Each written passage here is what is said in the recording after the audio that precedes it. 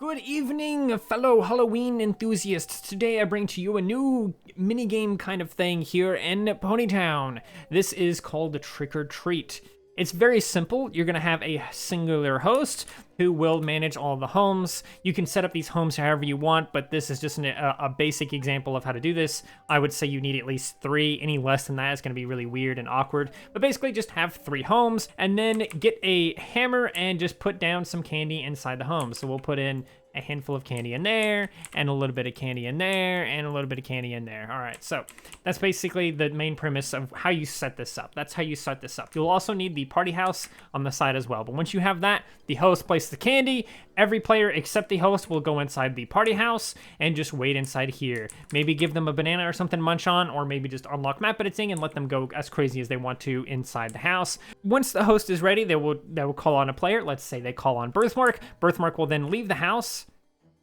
How is it day now? That's like a bug or something, right? Because it shouldn't reset the time whenever I go inside the house. That's really weird. Anyway, let's say they call onto Birthmark. Birthmark leaves the house. He will then go to one of these homes here, one of these doors, and knock on them by just booping it a couple of times and saying trick or treat or knock knock or something like that, right? And then the host, who will be waiting inside of the house, by the way, they will be waiting inside. They will open the door that the trick or treater knocked on and then give that player a piece of candy. Now, you always have to give them a piece of candy if there's candy available at the house. Some houses will eventually run out of candy. So let's just say, for example, this house just doesn't have any more candy for whatever reason, and they knocked on this one, they just can't get any candy. And in that example, you'll just have to kind of roleplay it a little bit and be like, oh, I'm sorry, youngin', the last kid just took the last piece of candy. I'm so sorry, I don't have any for you or whatever.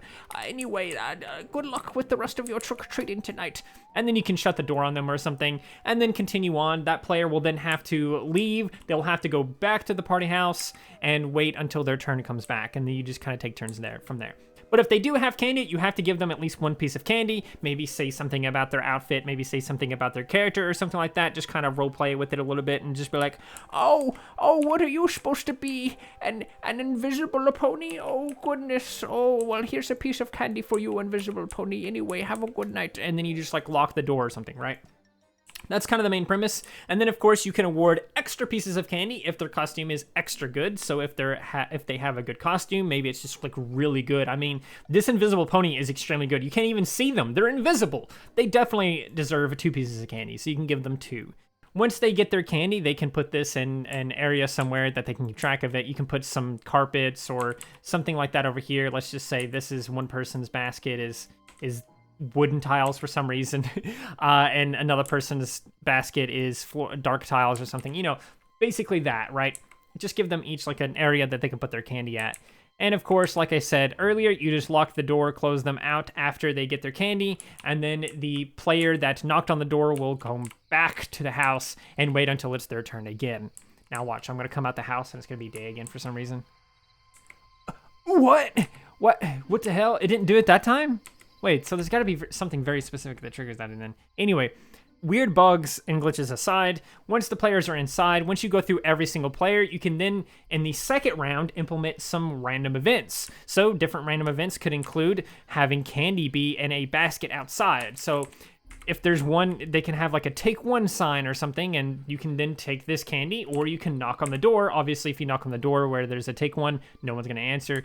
But you can risk it on one of the other 2 doors, or you can take the guaranteed piece of candy here, right? Because again, they could run out of candy. Another random event could be that there's just no one home. So it could be just like you knock on the door and just no one answers, and so you have to leave. Your turn is over and you have to go back to the party house, and you just don't get candy. Another random event that can happen is a restock on candy. Again, you'll be telling your players that there is a random event, and you'll tell them what the random event is. Just the main point is to not tell the players what house has candy, because that's kind of the main point of like they kind of have to figure out what candy ran out on their own.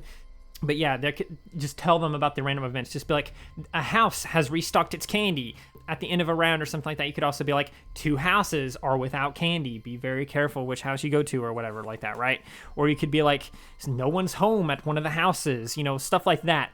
There could be another random event that just guarantees 2 pieces of candy no matter what. So no matter what, if I knock on this door, they're going to give me 2 pieces of candy no matter what. Even if I'm not in costume, even if I look ugly or whatever, they're going to guarantee to give me 2 pieces. And then in that case, if I am a good costume or something that the host really enjoys, they can then give a 3rd piece of candy, an additional piece of candy for that.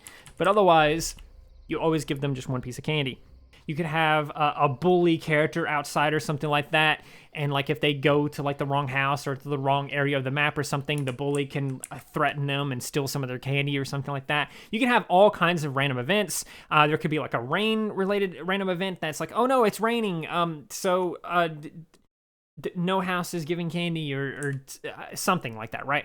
The main point is this is a very heavy roleplay game. It's very roleplay heavy. It has some fashion roulette elements to it because you're kind of almost rating the costumes, almost like giving score based on their character essentially, and if they have a good character you can give them extra candy, etc. It's a super simple thing. We played this once with some people in the server. They seemed to enjoy it. I think they really liked my old woman voice with the oh look at you just get to you get 2 pieces of candy, you know. It's kind of role play, but it's got some fashion roulette elements to it, so it's kind of basically just a variant of fashion roulette.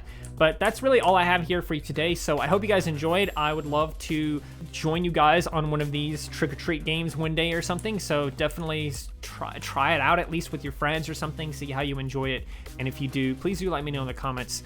That's pretty much, like I said, all I have for you, so please do consider liking, subscribing, sharing, and doing all of those wonderful things like that, because when you do wonderful things like that, not only do you get access to wonderful content such as this, but you also get to become wonderful yourself, and I think we all want that. So do those wonderful things, and until next time, stay wonderful.